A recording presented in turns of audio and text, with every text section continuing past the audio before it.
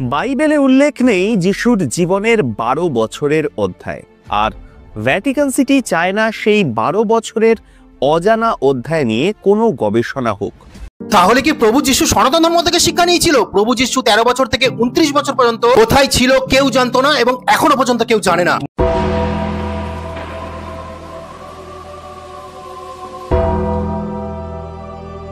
ইদানিং কথিত কিছু হিন্দু ধর্মপ্রচারক দাবি করে বেড়াচ্ছে যে প্রভু যীশুখ্রিস্ট ভারতে এসে হিন্দু এবং বৌদ্ধ ধর্মগুরুদের কাছ থেকে ধর্মশিক্ষা লাভ করে ইসরায়েল দেশে ফিরে গিয়ে খ্রিস্ট ধর্ম প্রচার করেছিলেন। তারা দাবি করেন বাইবেলে কোথায় নাকি বর্ণিত নেই প্রভু যীশুখ্রিস্ট ১২ বছর বয়সের পরে কোথায় ছিলেন, কি করেছিলেন ইত্যাদি। পবিত্র বাইবেল অনুসারী এই দাবি শতভাগ ভুল। কারণ পবিত্র বাইবেলে স্পষ্ট বলা হয়েছে প্রভু যীশুখ্রিস্ট ১২ বছর বয়স থেকে তার পিতামাতার অধীনে নাসারত নগরে বসবাস করতেন।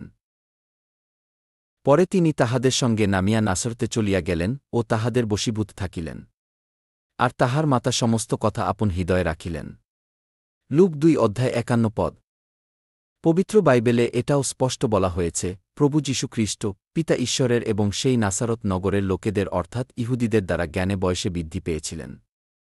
তিনি ভারতেও আসেন নাই এবং কোনো হিন্দু পণ্ডিতের শিক্ষাও গ্রহণ করেন নাই। পরে যিশু জ্ঞানে ও বয়সে এবং ঈশ্বরের ও মনুষ্যের নিকটে অনুগ্রহে বৃদ্ধি পাইতে থাকিলেন। লুক ২ অধ্যায় ৫২ পদ। পবিত্র বাইবেলে উল্লেখ করা হয়েছে মথি ১৩ অধ্যায় ৫৫ পদে প্রভু যীশুখ্রিস্টের পালক পিতা যোসেফ একজন কাঠমিস্ত্রি ছিলেন, এবং মার্ক ৬ অধ্যায় ৩ পদে স্পষ্ট বলা হয়েছে প্রভু যীশুখ্রিস্ট তার পালক পিতার ন্যায় একজন কাঠমিস্ত্রি ছিলেন। তিনি তার প্রচার কার্যের পূর্বে নাসারতে তার পালক পিতার সাথে কাঠমিস্ত্রির কাজ করতেন। তিনি কোনো হিন্দু পণ্ডিতের সেবা করতেন না। পবিত্র বাইবেল থেকে এটা স্পষ্ট প্রমাণিত হয় যে প্রভু যীশুখ্রিস্ট মোটেই ভারতে আসেন নাই।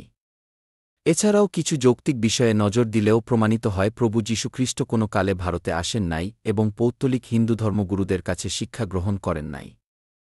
প্রথমত, পবিত্র বাইবেল অনুসারে পবিত্র আত্মা লাভের পূর্বে তিনি সাধারণ মানুষের ন্যায় জীবন যাপন করতেন। তিনি ৩০ বছর বয়সে পবিত্র আত্মা লাভ করেন এবং তার প্রচার কার্য আরম্ভ করেন লুক ৩ অধ্যায় ২৩ পদ অনুসারে। এখন চিন্তার বিষয় হল ১২ বছরের একটা শিশু কিভাবে ইসরায়েল থেকে ভারতে আসবে। সেই যুগে কোনো প্লেন ছিল না বা কোনো উন্নত মানের যানবাহন ছিল না যাতে করে শিশু যীশুখ্রিস্ট সেটাতে চড়ে ভারতে আসবেন। ইসরায়েল থেকে ভারতের দূরত্ব প্রায় ২,৭৮৮.৫১ মাইল। কোনো শিশুর পক্ষে এত বড় যাত্রা করে ভারতে আসা রূপকথার গল্প ছাড়া আর কিছু হতে পারে না। দ্বিতীয়ত, প্রভু যীশুখ্রিস্ট মূর্তিপূজা ঘৃণা করেন।